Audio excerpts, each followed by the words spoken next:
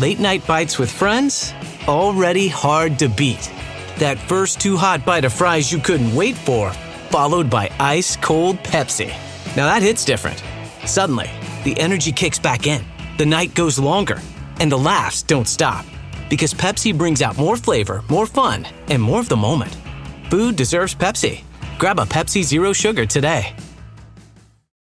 This episode is brought to you by ChatGPT.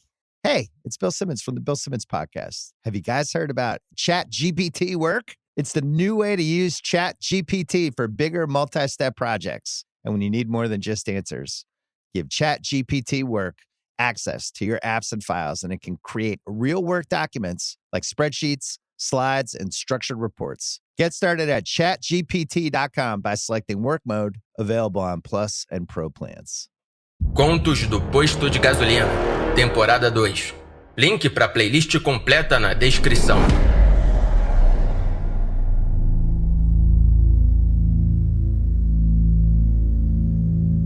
O Dr. V teve a gentileza de marcar uma consulta em cima da hora. Conversamos sobre tudo o que havia acontecido desde a nossa última visita. Conversamos até sobre a doutora Weaver. Eu deixei ele saber de tudo o que ela tinha dito porque a confidencialidade médico-paciente não parecia se aplicar e eu não confiava nela. O Dr. V pediu desculpas em nome dela. Ela é uma associada que não entende as complexidades mais sutis do seu plano de tratamento. Seria sensato esquecer completamente tudo o que ela te disse. O problema da minha memória é que eu não consigo controlar o que eu esqueço. Vamos explorar esse sintoma mais recente. Se é sintoma, é o que é, não é? Você é incapaz de acreditar que a realidade é a realidade. Apesar das provas e evidências objetivas, você se recusa a aceitar que está, na verdade, seguro. Essa é uma avaliação justa? Ah, não exatamente. Por favor, me diga onde eu estou entendendo errado. Eu tô seguro. Contanto que eu mantenha meus olhos fechados. Foi o que o metamorfo me disse.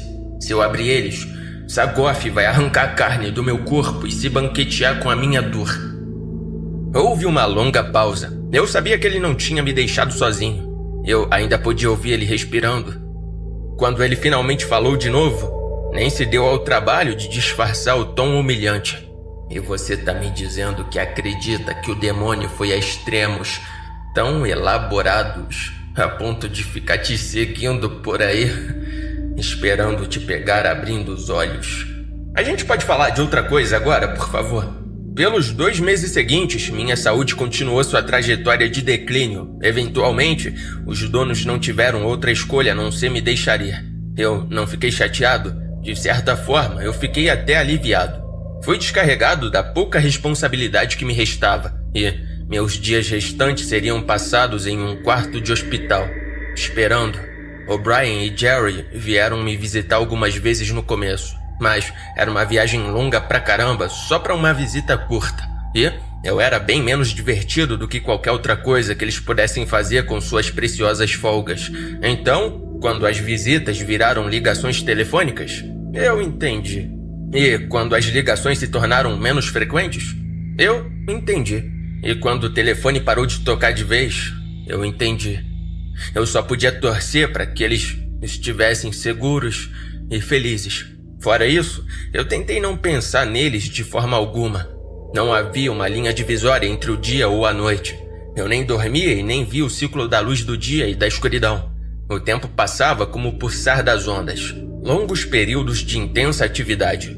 Os sons ao meu redor de um hospital movimentado, pessoas conversando, rindo, gritando, seguidos por períodos ainda mais longos de silêncio. Ocasionalmente, haveria uma pérola no meio de tudo. Um dia fora do comum. Um médico trazia seus estudantes de medicina para observar a raridade genética. Ele explicava para a turma como eu era incapaz de dormir, um subproduto de um defeito cerebral fascinante. Esse mesmo defeito se manifestava em outros efeitos colaterais interessantes. Por exemplo, esse pobre idiota acreditava sinceramente que não podia abrir os olhos. Caso contrário, o demônio Sagoth arrancaria a carne do seu corpo. Embora não houvesse nada de errado fisicamente com a visão dele, seu estado mental não permitia que ele acreditasse que isso fosse verdade.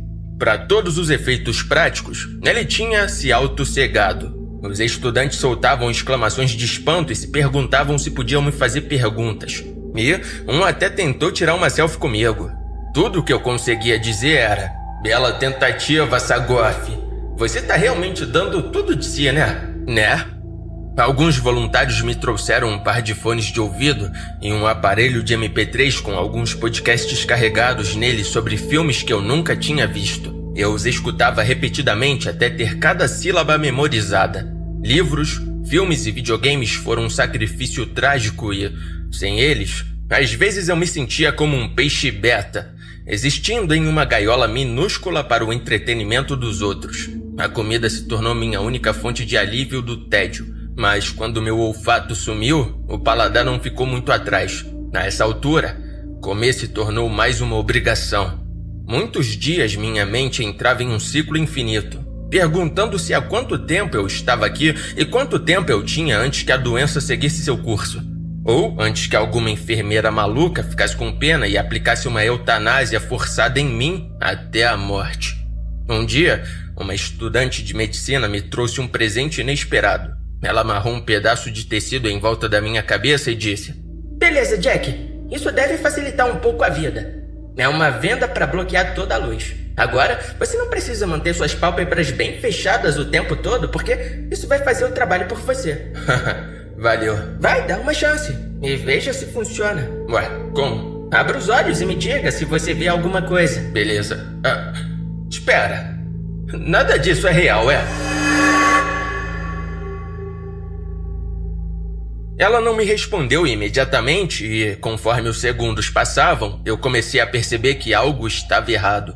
Os meses que haviam se passado, todo o tempo que experimentei desde aquela noite atrás do posto de gasolina, desprenderam-se de meu lugar na minha memória como sanguessugas gordas que tinham bebido até se fartar. Conforme cada memória se desconectava, eu podia sentir os ingredientes se derramando, espalhando-se por todo lugar em uma pressa para evacuar minha mente. Uma semana inteira desapareceu, depois outra e outra. Capturar a substância era como recolher os ratos enquanto eles fugiam de um navio afundando. Algumas emoções permaneceram, desprovidas de contexto. Alguns fatos permaneceram, sem qualquer explicação. E quando os pensamentos invasores foram completamente expelidos, tudo o que fiquei foi com uma imagem impressionista vaga de toda a situação. Era exatamente como tentar se lembrar de um sonho elaborado, só que era o de outra pessoa, passando na minha cabeça sem permissão. Aí, para de tentar dar uma de A origem pra cima de mim, seu tremendo babaca. A sensação do tempo passando foi a última a ir embora. Então eu percebi onde eu estava. Tinha sido apenas uma questão de minutos desde que fechei meus olhos. E eu estava sentado contra a parede de trás do posto de gasolina, congelando até a morte. O ar de repente empesteou a ovos cozidos, e a voz de uma garota disse no meu ouvido: "Você pode abrir os olhos, Jack. Sagoff tá de volta para onde ele pertence. Ele não pode mais te machucar." Não é para eu abrir os olhos até você dizer salutem. Eu senti um pé minúsculo me dar um chute na lateral do corpo, enquanto ela dizia: "Não é para você dizer a palavra secreta em voz alta, Jack. Seu estúpidozinho. E se eu fosse realmente o Sagoff fingindo? Eu achei que você deveria ser um dos mais espertos. Como é que você ainda tá vivo? Eu não sei como é que isso funciona, eu nunca fiz isso antes. E eu ainda não tô ouvindo." "Salutem, seu idiota estúpido." Abri cautelosamente uma pálpebra e olhei para a linda jovem parada na minha frente com os braços cruzados sobre o peito. Ela tinha pele bronzeada, cabelos pretos cacheados parcialmente cobertos pelo capuz de um longo manto branco e símbolos estranhos tatuados sob os olhos. Minha primeira impressão foi de que ela não estava aproveitando essa oportunidade para arrancar minhas pálpebras, o que é sempre um bom sinal. Então, ele se foi por enquanto. É interessante. A maioria das pessoas quebra quando as aranhas começam a rastejar pela pele delas. Mas você aguentou tudo o que o Sagoff jogou no seu caminho. Eu não espero que isso signifique muito pra você, mas eu tô realmente impressionada.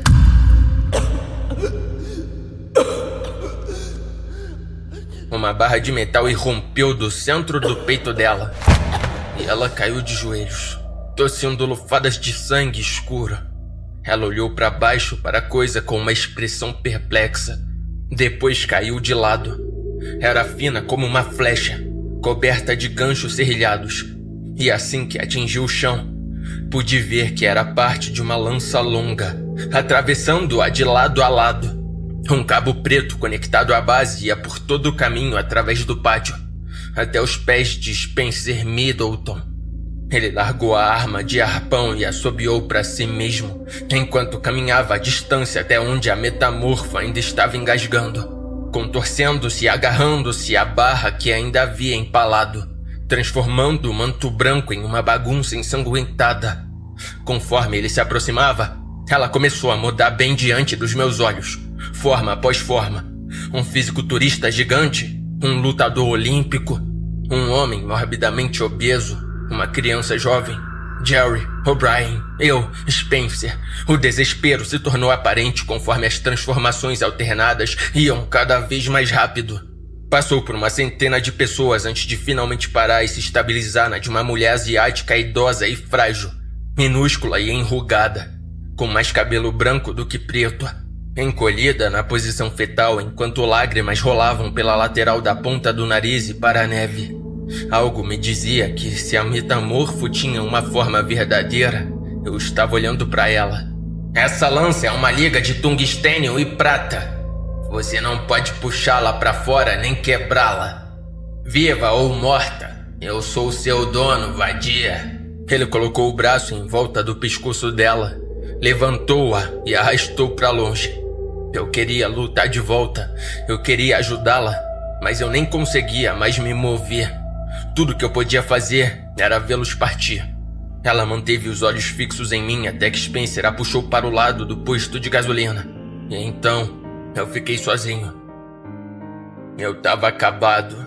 Até respirar tinha se tornado uma tarefa quase impossível. Eu pensei em como isso ia parecer estranho. Pro Jerry, pra O'Brien, ou para quem quer que fosse o azarado a me encontrar aqui fora, segurando minha mão de 4 dedos debaixo da axila e encarando a floresta. O sangue na neve já estava sendo apagado sob os flocos de neve e, em 1 hora ou menos, pareceria que nada disso jamais havia acontecido. As pessoas sabiam que eu tinha problemas mentais, então isso nem seria notícia de primeira página. O único mistério seria: gostaria de saber o que aconteceu com o dedo dele? Fazer o quê? Eu disse a mim mesmo. Com certeza existem maneiras piores de ir, especialmente em um mundo com monstros como Sagoth e Spencer. O tempo passou como sempre passou. Uma série de momentos indistinguíveis vagava sem pressa. Assisti a neve cair e foquei todo o meu esforço na tarefa de puxar apenas mais uma respiração. Doía, e depois mais uma. Doía ainda pior, e então mais uma depois dessa. Pode ser inútil, mas eu vou aproveitar meus últimos segundos, que se dane. E então, a porta dos fundos se abriu. Eu nunca conseguia virar a cabeça para ver quem era, mas alguém caminhou até ao meu lado, me agarrou pelo colarinho da camisa e começou a me arrastar. Ele me arrastou para dentro, pelo corredor dos fundos, e com o calor relativo do abrigo do posto de gasolina, eu pude sentir instantaneamente o sangue correndo pelas minhas veias tudo de novo. Ele me levou além da câmara fria, onde meus amigos tinham caído no sono, além do armário de suprimentos, onde tínhamos trancado nosso prisioneiro pela primeira vez, por todo o caminho até a frente da loja, e me soltou de costas antes de se agachar ao meu lado e sorrir. Eu te disse que te deixaria viver se eu pegasse o que eu queria, e um acordo é um acordo, certo? Não se preocupe com a metamorfo. Eu a entreguei para o meu novo chefe, então ela não vai mais incomodar você. Eu respirei fundo, ar quente, tentei encontrar as palavras certas para dizer a Spencer o quanto eu o odiava. Mas eu não consegui. Ele parecia não precisar que eu dissesse de qualquer forma. Eu entendo você. Você pensa que eu sou o cara mau. Na sua mente, eu sou algum tipo de monstro. Mas isso não poderia estar mais longe da verdade. Você simplesmente não vê o panorama geral como eu vejo. A realidade é que esse lugar tem o poder de arrancar os monstros que as pessoas têm escondidos por dentro. E eu posso ser o único nessa cidade esquecida por Deus em quem isso não funciona. Eu confrontei meus demônios há muito tempo, mas você é tão quebrado que nem consegue ver o que tá acontecendo. Você pensa que é algum tipo de cara bom, mas você é o pior de todos eles. Você entende o que eu tô dizendo? Pisca uma vez para sim, 2 vezes para não. Deus, como eu o odiava. Ele encarou a porta da frente, olhando para algo que eu não conseguia ver, e deu um sorriso grande, arrogante e autossatisfeito. A sensação nos meus braços e dedos tinha começado a voltar. Eu conseguia me mover de novo. Eu não ia perder tempo. Sabe, Jack? Algumas coisas nunca mudam. Talvez não sejam para mudarem. Talvez elas sejam do jeito que são por uma razão. Quero dizer, tem sido altos e baixos para nós dois, né? Nós fugimos, nós lutamos e nos esforçamos tanto só para acabar bem de volta de onde começamos. Perdemos tantas pessoas ao longo do caminho. Kiefer, Tony, Tom, Vanessa. Os personagens extras vêm e vão, mas no fim das contas, apenas 2 coisas são constantes. Você e eu. Ele tá certo, pensei. Algumas coisas nunca mudam. Como o fato de você nunca conseguir se lembrar de quão bom eu sou em bater as suas carteiras. Hey, Spencer. Eu disse assim que minha voz voltou pra mim. Eu sou destro. Enfiei a ponta do revólver no estômago dele e puxei o gatilho. A expressão no rosto dele era de não acredito que essa merda acabou de acontecer. Ele caiu de bunda no chão e olhou pra arma na minha mão. Depois para o círculo de sangue que crescia rapidamente, tornando sua camisa vermelho escura. Seu pedaço de merda! O'Brien finalmente acordou e correu para fora da câmara fria até a sala da frente, gritando: Jack, o que foi esse barulho? Você tá bem? Spencer agarrou seu estômago sangrando e disparou pela porta da frente. Eu tentei dizer a O'Brien para ir atrás dele, mas a descarga de adrenalina tinha seguido seu curso. Eu perdi a capacidade de falar de novo e, em vez disso, apenas fechei meus olhos e esperei.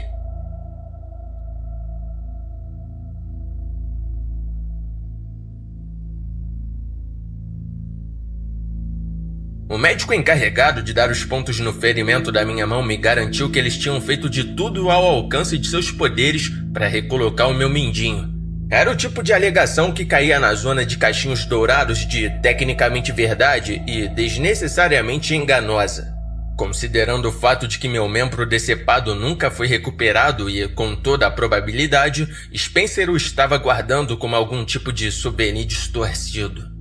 Agora que eu estava reduzido a apenas 3 membros inteiros e 9 dedos, eu estava me sentindo mais assimétrico do que nunca. Mas tentei olhar para isso de forma otimista. Pelo menos era apenas o mindinho esquerdo. Falando sério, aquela tinha que ser a melhor escolha de dedo para se perder. Tentando ao máximo, eu não conseguia conjurar uma única memória de qualquer momento em que aquela parte específica do corpo tivesse sido absolutamente necessária. Eu ainda podia jogar videogames, ler livros, me alimentar e fazer cada aspecto concebível do meu trabalho. Claro, eu teria um pouco mais de dificuldade para ligar o caps lock, mas eu não sou um idoso e nem criminosamente insano. Então, eu acho que aquele botão não foi feito para mim de qualquer forma. Várias vezes, eu me peguei pensando por que Spencer poupou minha vida. Ele estava apenas prolongando o meu sofrimento? Ele poderia realmente ser tão simples assim? Outras perguntas maiores pairavam. Por que ele me odiava tanto? O que me tornava especial? O que ele estava falando naquela noite em que quase me enterrou vivo? Ele ficou tão chocado, tão furioso por eu não lembrar de algum pecado grave que cometi contra ele. O que eu poderia possivelmente ter feito para justificar essa atenção? Eu consegui minha resposta no dia em que reabrimos o posto de gasolina. Eu tinha acabado de bater o cartão e me virei quando vi um envelope pardo em cima do balcão da frente. Estranho. Com certeza não estava lá quando entrei pela primeira vez. Eu deixei-o de lado enquanto arrumava tudo. Abasteci os recipientes de gelo, fiz um bule de café, troquei os sacos de lixo, tirei o cartaz de "Fechado para sempre, vadias", que o Jerry tinha feito e colado na porta da frente com chiclete. Quando voltei pro envelope, descobri que ele não tinha se movido nem um pouco. Eu não sei bem o que estava esperando. Depois de uma xícara de café mais forte que a média, eu decidi ver contra o que exatamente eu estava lidando. Eu me sentei no meu lugar habitual, verifiquei o envelope em busca de explosivos óbvios ou armadilhas, e então o abri com cuidado. Lá dentro, encontrei duas coisas: um DVD com a superfície em branco e uma folha de papel com uma mensagem escrita à mão em tinta vermelha. Eu não estava curioso o suficiente para ler aquilo imediatamente. Em vez disso, eu foquei em terminar meu café. Levei meu tempo e considerei minhas opções. Eu poderia ligar para o novo policial que colocaram o encarregado do DV no posto de gasolina, mas ele me disse que quando me deixou lá, que eu não deveria incomodá-lo a menos que fosse uma situação de vida ou morte. Eu poderia jogar fora e fingir que nunca vi. Isso costuma funcionar muito bem. Ou eu poderia agir como se não tivesse aprendido nada com as minhas experiências e dar uma espiada. Qual é? Persuadiu aquela voz no fundo da minha mente. Qual o problema de olhar? The perfect lunch combo. That first bite of your favorite sub, followed by ice-cold Pepsi. Add a couple of friends, and now that's next level. Suddenly, the laughs get louder, the stories keep flowing, and the food tastes better. Because Pepsi brings out more flavor, more fun, and more of the moment. Food deserves Pepsi. Grab a Pepsi Zero Sugar today. Minha xícara de café estava vazia e nós ainda não tínhamos recebido um único cliente. Peguei o bilhete e disse a mim mesmo que leria apenas algumas palavras para ver de quem era. Oi, Jack. Que jornada louca tem sido. Que bom ver que você não perdeu o jeito. Mas antes que você vá e se acomode de novo, eu acho que alguém precisa te lembrar que a verdadeira luta ainda não acabou. Tem outro jogador na área. Um esperto o suficiente para encontrar uma maneira de colecionar deuses. E algo me diz que a Metamorfo não foi a primeira dele. As coisas têm sido divertidas até agora, mas me parece que uma guerra está se formando. Certifique-se de estar do lado certo. Eu gosto de pensar que você está do meu lado. Talvez você ainda não tenha escolhido um lado. Talvez você precise de um pouco de persuasão. Talvez você precise de um pouco de persuasão. Talvez este seja o presente que finalmente vai te motivar. Eu espero que saiba que sempre pode confiar em mim. Eu te vejo em breve, seu maior fã. Eu liguei o notebook, coloquei o DVD e abri o único arquivo que havia nele. Estava apropriadamente intitulado Why Spencer Hates Me. .mov. Eu não deveria ter ficado tão surpreso ao descobrir que, apesar dos nossos esforços para livrar meu local de trabalho de todas as câmeras secretas, eu estava olhando para imagens do posto de gasolina claramente gravadas por uma câmera oculta. A cena sendo reproduzida na tela do meu computador era de uma noite que eu nunca conseguiria esquecer. Benjamin estava parado em frente ao caixa, com uma arma na mão, apontando-a para mim. Tony apareceu na imagem com um saco de milho para cervos no ombro. Jerry entrou no enquadramento, bem a tempo de ser pego por uma chave de braço no pescoço. Tudo aconteceu exatamente do jeito que eu lembrava, e, ainda assim, eu levei um susto quando vi Spencer surgir do nada para rachar a parte de trás do crânio do homem barbudo com uma pá. Eu queria avançar rápido essa parte, mas eu não conseguia. Quem quer que tenha me enviado esse vídeo queria que eu soubesse de algo, e eu não podia me dar o luxo de perder. Spencer derrubou Tony no chão, espancando-o implacavelmente até a submissão enquanto eu estava sentado atrás do balcão com um olhar vazio no rosto. Eu me forcei através do vazio do tempo para me levantar. Faça alguma coisa. Pare esse louco antes que ele mate de novo. Mas eu estava congelado. E, pelo que parecia, eu não parecia me importar nem um pouco. A completa falta de emoção no meu rosto era a coisa mais assustadora na cena. Spencer trancou Antônio e Jerry na câmara fria. Depois voltou. Eu me lembro dessa parte. Ele posicionou 2 cadeiras viradas de frente uma para a outra diante do balcão e me fez sentar em uma enquanto ele ocupava a outra. O corpo sem vida de Benjamin estava no chão atrás dele, sangrando por todo lugar. Eu achei que ele estava morto. Nós dois achamos. Eu me lembro dessa parte. Nós sentamos lá e ele explicou que o Deus das Trevas queria falar comigo, que esse era o grande plano, que ele não tinha sido realmente enviado para matar ninguém. Eu me lembro dessa parte. E me lembro do que vem a seguir. Benjamin está prestes a acordar e matar Spencer. Eu realmente não queria assistir aquilo, mas eu tinha que assistir. Benjamin rolou de lado e gemeu de dor. Espera. Spencer, alertado pelo barulho, virou-se para olhar para o homem que recuperava a consciência atrás dele. Não foi assim que aconteceu. Benjamin pegou ele de surpresa. Não foi? Spencer se inclinou em sua cadeira e disse: "Você ainda tá vivo?" O eu nas filmagens puxou algo do bolso. Avançou rapidamente e agarrou Spencer pelo cabelo. De repente, eu me lembrei de tudo. Enquanto ele estava distraído, eu empurrei a lâmina do estilete para fora, enfiei-a no pescoço dele abaixo da orelha e puxei. Era incrível como facilmente a lâmina afiada projetada para papelão conseguia cortar pele e artérias. Eu caí no meu assento. Spencer gritou em sua cadeira e olhou bem nos meus olhos, enquanto o chafariz de sangue jorrava de seu pescoço. Ele segurou as palmas das mãos contra o ferimento pavoroso e lutou para falar. Quando isso falhou, ele tentou se levantar, mas nem mesmo isso era mais possível. Tudo o que ele pôde fazer foi cair de joelhos na frente de seu assassino sem emoção. Ele manteve os olhos em mim até o fim. Quando a vida o deixou, ele desabou no chão. As filmagens continuaram por mais 4 minutos. Nesse tempo, Benjamin lentamente recuperou a consciência. Ele rolou de lado, apoiou-se nas mãos e joelhos, colocou-se de pé e então examinou a sala. Ele deve ter juntado as peças de tudo. Ele tentou falar comigo, mas eu não respondia. Eu estive sentado ali, no meu assento, encarando o corpo de Spencer Middleton o tempo todo. Não foi até ele tirar o estilete da minha mão que eu finalmente voltei a mim. Benjamin chutou o corpo, cuspiu nele e disse: "É isso que você ganha?" Ele se virou para mim em seguida e disse: "Beleza, babaca. Onde estão os outros?" Foi aí que o vídeo terminou. Eu fiquei encarando o computador, tentando processar aquilo. Eu lembrava errado. Benjamin não foi quem matou o Spencer. O que mais eu andei lembrando errado? "Bom dia, Jack!" Ela gritou com um grande sorriso. Eu agarrei o notebook e o esmaguei no chão com toda a força que pude. Ela gritou e pulou para trás enquanto o computador se despedaçava em vários pedaços. Oi, Rosa. Eu não vi você entrar." De olhos bem abertos, ela gritou: "Que merda foi essa?" Eu tava só assistindo... pornografia." Desculpa interromper. Sem problemas. Você tá pronta pro seu primeiro dia?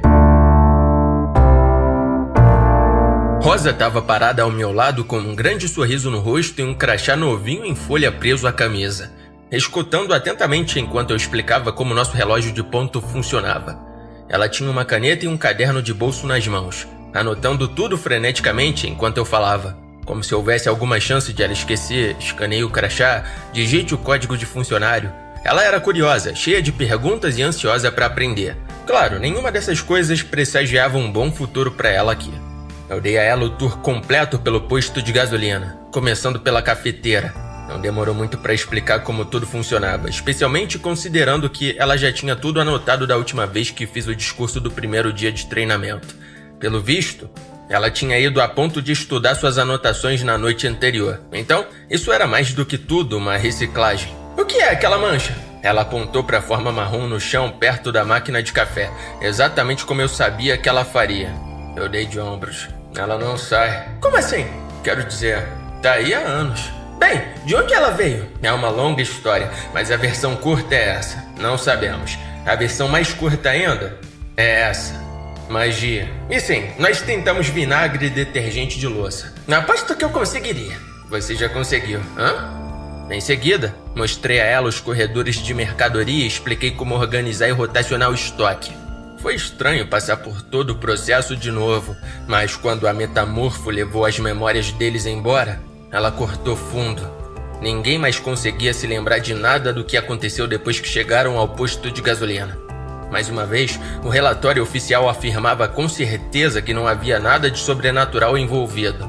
O desaparecimento de Sol, a remoção do meu dedo e todo o sangue e danos ao prédio foram atribuídos a Spencer. O xerife admitiu a contragosto que O'Brien estava certa, e um exame mais detalhado das circunstâncias em torno da morte de Middleton revelou uma série de erros administrativos inocentes e mal-entendidos hilários. A nova e melhorada história de fachada 2.0 funcionava da seguinte forma: Spencer encenou uma fuga, matou um guarda que tinha mais ou menos o seu tamanho, roubou seu uniforme e trocou de identidade com ele, saindo direto pelas portas da frente durante a confusão que se seguiu. A autópsia do guarda provou, além de qualquer dúvida, que não era o corpo de Spencer Middleton, mas essa foi a última autópsia antes do legista sair de férias por uma semana. E alguém esqueceu de fazer uma ligação telefônica. E alguém não leu toda a papelada. E alguém fez algumas suposições e... Você sabe como são as coisas às vezes. Quando terminei o meu discurso sobre a etiqueta de reposição de estoque, olhei pra trás e vi Rosa segurando um gnomo de jardim nos braços. Cuidado com esses aí. Eu sei, não toque nos de chapéu verde. Por que isso, afinal? Tem algum ingrediente no corante verde que reage com a sua pele e deixa suas mãos com um cheiro estranho. Ela colocou o gnomo com cuidado de volta na prateleira e limpou os dedos nas calças. Quando falou novamente, usou sua voz séria. Eu já esperava por isso. Na verdade, fiquei surpreso por não ter vindo antes. Hey, Jack. Sim? Eu sinto muito mesmo por ter pegado no sono e dormido direto por tudo aquilo. Eu, honestamente, não sei como isso pode ter acontecido. Tá tudo bem. Tente não pensar nisso. Mas não faz sentido nenhum. Eu sei. Só tenta não pensar nisso. Mas eu nunca fiz nada parecido antes e... Rosa, escuta o que eu tô te dizendo. Tenta não pensar nisso. Ela me olhou nos olhos, acenou com a cabeça e disse: Ok, ótimo. Eu acho que seu treinamento tá praticamente concluído. Só tem uma última coisa. Eu a levei de volta pra frente, onde minha mochila estava em cima do balcão. Enfiei a mão lá dentro e puxei um dos meus livros favoritos. Um mistério de assassino com temática de fantasia sobre um detetive orc e seu parceiro elfo. Se as coisas corressem de acordo com o planejado, aquela seria uma noite lenta, sem surpresas, sem monstros, sem Spencer, sem Sagoth. E, se esse fosse o caso, ela precisaria de algo para não enlouquecer de tédio. Ela acabou lendo a coisa toda de capa a capa antes de o sol nascer. Amélia O'Brien entrou na loja na manhã seguinte, vestindo jeans e uma camiseta cinza básica. Vê-la sem uniforme ia exigir um pouco de costume, mas eu estava feliz em vê-la, de qualquer forma.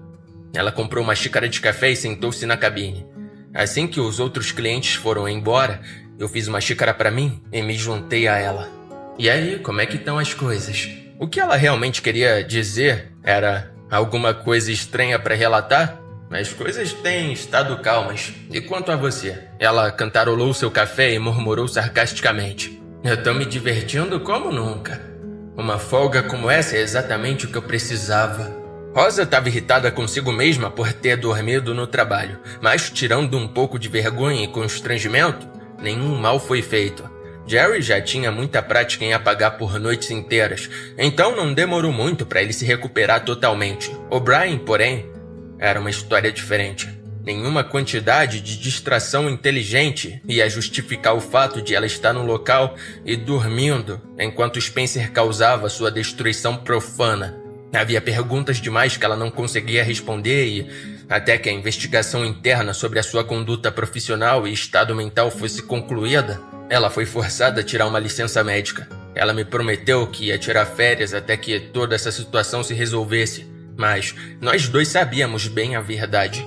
O posto de gasolina tinha cravado suas garras nela agora e, para o bem ou para o mal, Amélia O'Brien estava presa aqui, assim como o resto de nós. Ela olhou para mim e perguntou: Você ouviu algo de... Não, mas acho que o Spencer não vai voltar. Ela sabia que eu estava mentindo. Então é isso? Talvez agora as coisas possam voltar ao normal. Eu tenho certeza de que esse navio já partiu. Bateu, pegou fogo e afundou. Spencer estava trabalhando para alguém. O xerife provavelmente está envolvido nisso também. Eu consigo sentir. Tá tudo caminhando para algo ruim.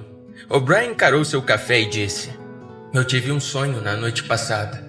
Eu não consigo lembrar exatamente o que aconteceu, mas tinha algo a ver com um posto de gasolina.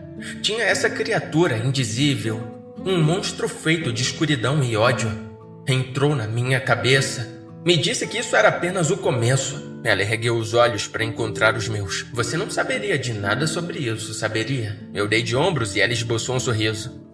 Achei que não. Jerry passou pela porta da frente vestindo uma camiseta azul folgada com um número 4 gigante pintado no peito. Ei, Rosa, ele disse com um aceno. Oi, Jerry. Ele preparou uma xícara de café para si e veio se juntar a nós na cabine, desabando no assento ao meu lado. Ih, olha quem tá aqui. Quase não reconheci você. Engraçadinho. Jack, pegou minhas batatas da sobriedade? Enquanto ele adoçava sua bebida, eu puxei um saco de batatas fritas sabor churrascos da minha mochila e as coloquei na frente dele, conforme o nosso acordo. Um par de dias após o encontro com a Metamorfo, fui até a casa dele sob o pretexto de jogar videogames.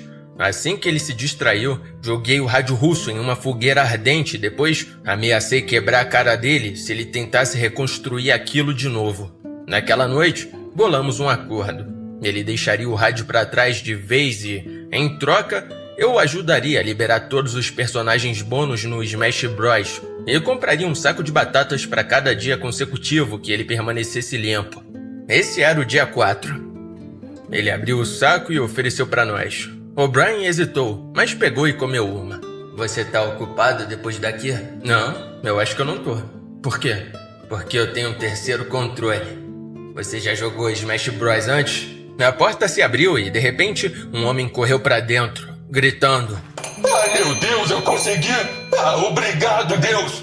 Ele era de meia idade, com uma barba curta e cabelos desalinhados, vestindo roupas rasgadas e manchadas de terra, sem meias ou sapatos. O'Brien se moveu para sair da cabine, mas eu a segurei. Aí, não é mais o seu trabalho. Além disso, eu quero ver como ela lida com isso. Jerry mastigou ruidosamente uma batata frita e acenou concordando. O'Brien lentamente se inclinou para trás em seu assento e assistiu enquanto o homem cambaleava até o balcão, onde Rosa estava ocupada organizando os recibos de cartão de crédito dos comerciantes da semana. Ela lançou um sorriso para ele e um amigável Oi, como vai você? Eu posso te ajudar a encontrar algo? Sim, por favor. Você tem que me ajudar. Eu tô preso lá fora há dias. O resto dele está tudo morto. Você tá me ouvindo? Morto. Eu preciso usar o telefone. Ok, nenhum problema. Vai custar 25 centavos por minuto. Tem que pagar adiantado. 25 centavos? Por minuto? Tu tá louca? É só uma ligação local. Desculpa, senhor. Política da loja. Isso é ridículo. Eu não vou pagar esse tipo de grana por uma ligação telefônica. Vamos lá, qual é? É uma emergência. Enquanto o homem batia o pé descalço com raiva, O'Brien olhou de volta para mim e sussurrou. Deveríamos fazer algo? Não, ela dá conta. Desculpa, sem exceções. Mas você é bem-vindo para esperar aqui até que o policial passe para sua verificação diária. E você é bem-vinda para lamber a minha bunda. Com isso, o homem bateu no balcão e saiu enfurecido, para nunca mais ser visto. Rosa olhou para o nosso lado. Jerry aplaudiu e eu fiz um sinal de positivo para ela. Com aquele sinal de aprovação, ela sorriu radiante e voltou a organizar os recibos. Era inegável.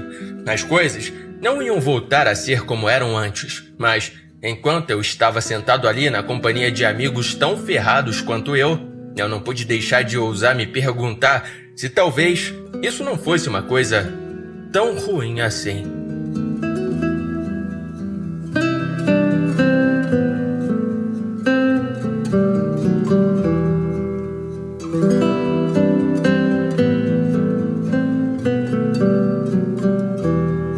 E pra você que tá curtindo aqui o Posto de Gasolina, saiba que já foi finalizado pra apoiadores, a segunda temporada já foi finalizada e já estamos em Procurando por Vanessa. Então os apoiadores já estão na minissérie ali de spin-off que tem entre a segunda e a terceira temporada do Posto. E se você quiser acompanhar em tempo real, é só entrar no nosso Apoia-se, tá? apoia.se/DarkJack. E lembrando que no Apoia-se agora a gente tá soltando um episódio todo santo dia. Então se você quiser ter histórias todo dia, é só escolher o nívelzinho certo lá no Apoia-se e se preparar para enjoar da minha voz, porque eu vou soltar episódio todo dia. E é bom lembrar que os links estão todos na descrição. Na verdade, eu facilitei a vida de todo mundo e basicamente joguei tudo num Linktree. Então é só clicar aí no link onde está intitulado todos os links e lá dentro é só procurar por histórias exclusivas. E também dá para você fuçar ali os links, né? Fica tudo organizadinho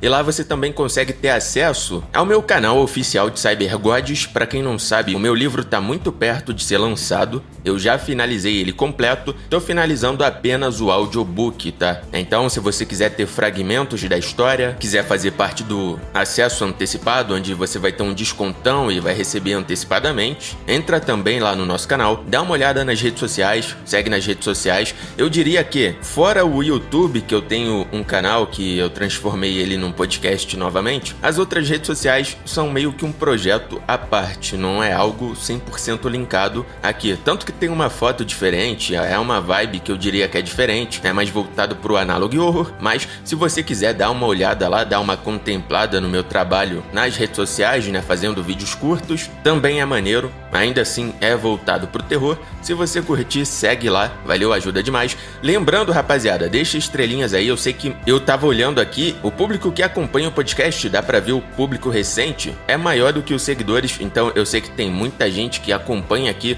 mas não segue, tá? Então segue aí, pô.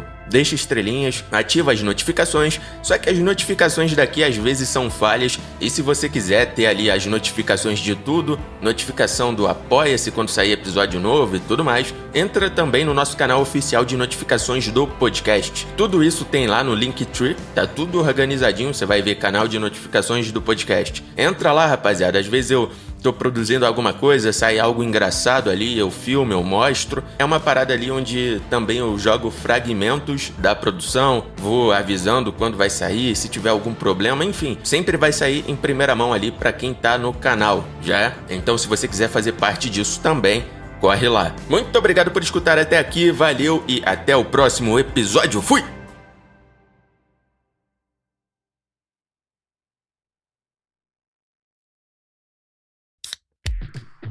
Athletic Brewing Company crafts award-winning non-alcoholic beers for those who want to be part of every round. With over 185 flavor awards, they're exceptional NA beers that fit your lifestyle and any social occasion.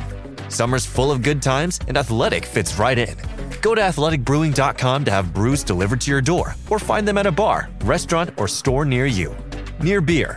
Athletic Brewing Company. Fit for all times. I see you. Avatar: Fire and Ash is now streaming on Disney+. It's the film critics are calling the best Avatar yet.